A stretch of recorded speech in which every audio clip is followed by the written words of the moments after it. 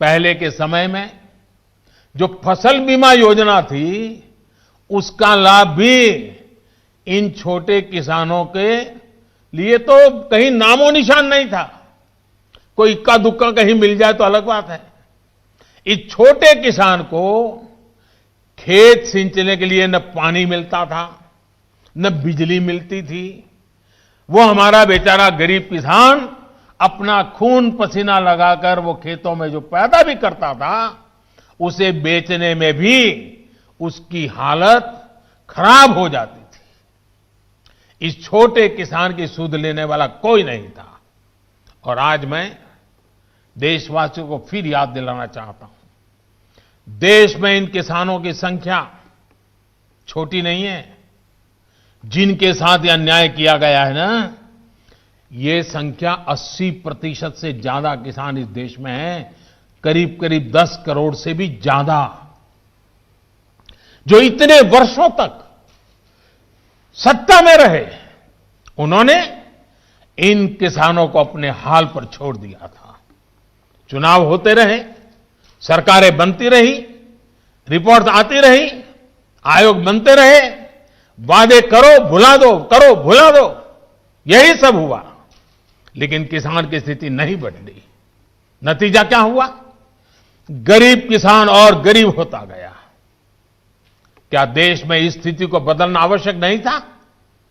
मेरे किसान भाइयों और बहनों, 2014 में सरकार बनने के बाद हमारी सरकार ने नई अप्रोच के साथ काम करना शुरू किया। हमने देश के किसान की छोटी छोटी दिक्कतों और कृषि के आधुनिकीकरण, उसे भविष्य की जरूरतों के लिए तैयार करने, दोनों पर एक साथ ध्यान दिया। हम बहुत सुनते थे कि उस देश में खेती इतनी आधुनिक है, वहां का किसान इतना समृद्ध है। कभी इजराइल का उदाहरण सुनते रहते थे। हमने दुनिया भर में कृषि क्षेत्र में क्या क्रांति आई है, क्या बदलाव आए हैं, क्या नए इनिशिएटिव आए हैं, क्या अर्थव्यवस्था के साथ कैसे जोड़ा है, सारी चीजों का गहन अध्ययन किया। इसके बाद हमने अपने अलग अलग लक्ष्य बनाए और सभी पर एक साथ काम शुरू किया। हमने लक्ष्य बनाकर काम किया कि देश के किसानों का खेती पर होने वाला खर्च, इनपुट कॉस्ट, ये कम हो, उसका खर्चा कम हो। सॉइल हेल्थ कार्ड, यूरिया की नीम कोटिंग, लाखों की संख्या में सोलर पंप, ये सारी योजनाएं उनका इनपुट कॉस्ट कम करने के लिए एक के बाद एक उठाई। हमारी सरकार ने प्रयास किया कि किसान के पास एक बेहतर फसल बीमा कवच हो। आज देश के करोड़ों किसानों को पीएम फसल बीमा योजना का लाभ हो रहा है। और मेरे प्यारे किसान भाइयों बहनों, अभी जब मैं किसान भाइयों से बात कर रहा था तो मुझे हमारे महाराष्ट्र लातूर के गणेश जी ने बताया कि 2,500 रुपया उन्होंने दिया और 54,000 रुपया करीब करीब मिला। मामूली प्रीमियम के बदले किसानों को पिछले साल में 87,000 करोड़ रुपए क्लेम राशि मिली है। 87 यानी करीब करीब 90,000 करोड़ मामूली प्रीमियम दिया किसानों ने। मुसीबत के समय ये फसल बीमा उनको काम आया। हमने इस लक्ष्य पर भी काम किया कि देश के किसान पास खेत में सिंचाई की पर्याप्त सुविधा हो। हम दशकों पूरी सिंचाई योजनाओं पूरा कराने के साथ ही देश भर में पर ड्रॉप मोर क्रॉप के मंत्र के साथ माइक्रो इरिगेशन को भी बढ़ावा दे रहे हैं। और मुझे खुशी हुई, अभी तमिलनाडु के हमारे सुब्रमण्य जी मुझे बता रहे थे कि उन्होंने माइक्रो इरिगेशन से, ड्रिप इरिगेशन से, जो पहले 1 एकड़ का काम होता था 3 एकड़ का हुआ और पहले से ज्यादा 1 लाख रुपए ज्यादा कमाया माइक्रो इरिगेशन से। साथियों, हमारी सरकार ने प्रयास किया कि देश के किसानों को फसल की उचित कीमत मिले। हमने लंबे समय से लटकी स्वामीनाथन कमेटी की रिपोर्ट के अनुसार लागत का 1.5 गुना एमएसपी किसानों को दिया। पहले कुछ ही फसलों पर एमएसपी मिलती थी, हमने उनकी भी संख्या बढ़ाई।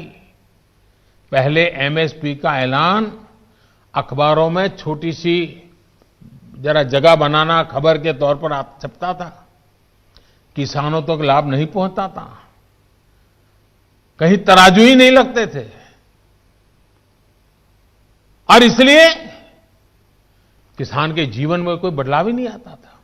हम आज एमएसपी पर रिकॉर्ड सरकारी खरीद कर रहे हैं।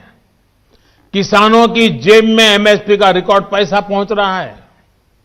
जो आज किसानों के नाम पर आंदोलन कर रहे हैं, वो जब उनका समय था तब चूप मार करके बैठे हुए थे। ये जितने लोग आंदोलन चला रहे हैं ना, ये उस सरकार के हिस्सेदार थे, समर्थन करते थे। और यही लोग स्वामीनाथन कमेटी की रिपोर्ट के ऊपर बैठ गए थे, सालों तक बैठ गए थे। हमने आकर के निकाला, क्योंकि हमारे दिल में किसान की जिंदगी को भला करना, कल्याण करना, ये हमारा जीवन का मंत्र है, इसलिए कर रहे हैं। साथियों, हम इस दिशा में भी फसल बेचने के लिए किसान के पास सिर्फ एक मंडी नहीं, बल्कि उसको विकल्प मिलना चाहिए, बाजार मिलना चाहिए। हमने देश की 1000 से ज्यादा कृषि मंडियों को ऑनलाइन जोड़ा। इनमें भी 1 लाख करोड़ रुपए से ज्यादा का कारोबार किसानों ने कर दिया है। किसान ऑनलाइन बेचना शुरू किया है।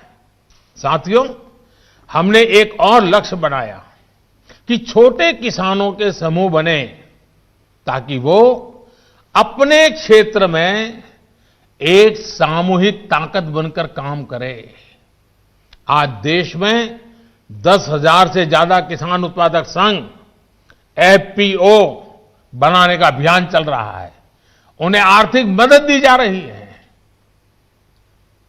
अभी हम महाराजगंज के राम गुलाब जी से सुन रहे थे, 300 के करीब किसानों को इकट्ठा किया है उन्होंने, और पहले की तुलना में 1.5 गुना भाव से माल बेचना शुरू हुआ है।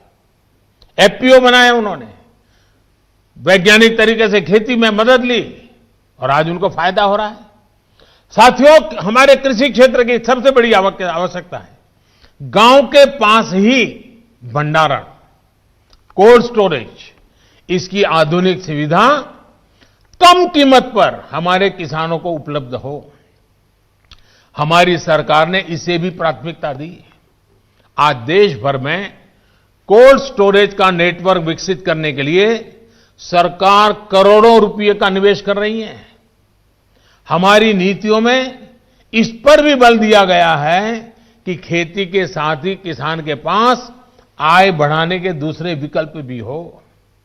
हमारी सरकार मछली पालन, पशुपालन, डेयरी उद्योग, मधुमक्खी पालन सभी को प्रोत्साहित कर रही है।